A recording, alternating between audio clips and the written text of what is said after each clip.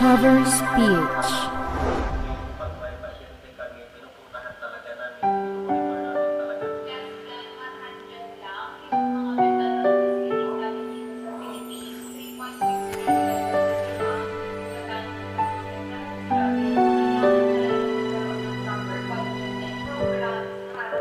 Naglalagay ng kolorete sa aking mukha para di nila malaman ang tunay na naganap, na ikaw at ako ay hindi na.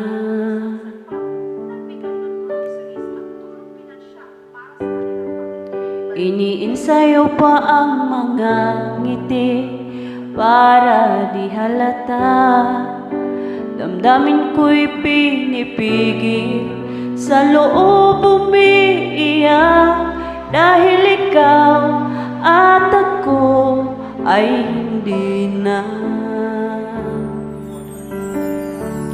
At ang hirap, magpapanggap pa ba ako na ako'y masaya, kahit ang totoo ay talagang wala ka na.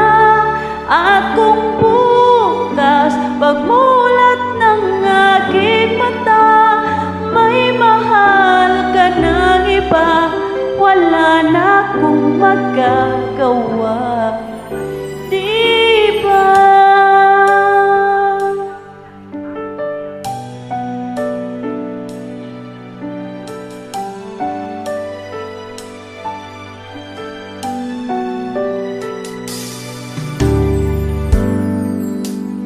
Paano ko sasabihin sa mga kaibigan ko kung ako rin ang